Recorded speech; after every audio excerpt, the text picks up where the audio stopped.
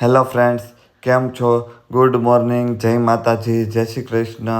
હું અને મારા ભાઈ બે નીકળી ગયા હતા ઓર્ડર ભરવા હતું તેને ફાર્મમાં, કારણ કે સાંજે મોડું થઈ ગયું હતું અને શેરીમાં પણ ગરબા ચાલતા હોય કે નહીં, એટલા માટે પછી બે નીકળી ગયા ઓર્ડર ભરવા હતું થઈને. અને આ ભાઈને કીધું તમે છે ને નીચેથી વાળા બધા ખોલ નાખો અને પટ્ટા ખોલ નાખો એટલે ઓર્ડર ફટોફટ ભરાઈ જાય.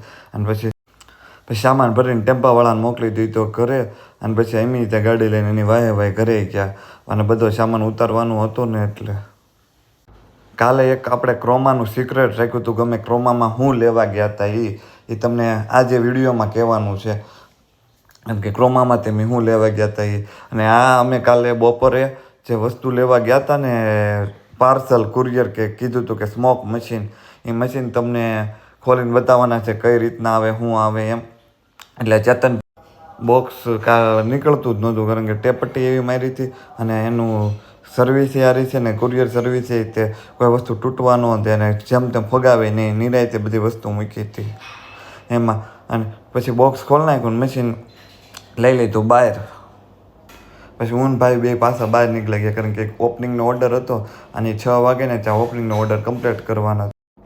પછી મેં મશીનને બલૂન બે હાથમાં લઈ લીધા અને ખુલાવવા માંડ્યો. હું બલૂન ખુલાવવા માંડ્યો ને ભાઈ રિંગમાં જઈને બલૂન અટેચ કરવા માંડ્યા. એટલે મેં કીધું ફટોફટ પતી જાય. અને મારે સાંજે રમઝટમાંય જવાનું હતું આજે.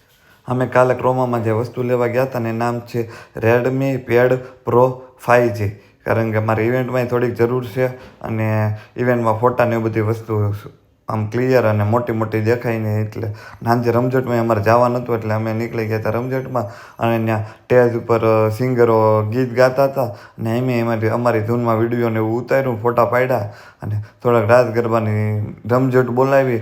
અને અમારા ભાઈઓ એની ધૂનમાં પછી ગરબા લેતા હતા તાનમાં, એટલે એમ ત્યાં થોડોક વિડીયોગ્રાફી કરી નાખી. અને એને લીધે એમ થાય ને કે ભાઈ અમારો વિડીયો લીધો એમ. મેં થોડોક મારો તે વિડીયો ઉતારી લીધો અને પબ્લિકનો થોડોક વિડીયો ઉતારી લીધો, કારણ કે સિંગરો ગીતે એવા સરસના ગાતા હતા ને મજા આવતી હતી ને તાને ચડતું હતું ને ડિસ્કો તે કરવાનું. બધાની મંચુરિયમ ખાવાની ઈચ્છા હતી ને ભૂખ લાગી હતી, એટલે અમે મોટા વરાછા ગણપતિ રેસ્ટોરન્ટમાં મંચુરિયમ ખાવા આવ્યા અને પછી ત્યાંથી ઘર તરફ પાછા રિટર્ન નીકળ્યા.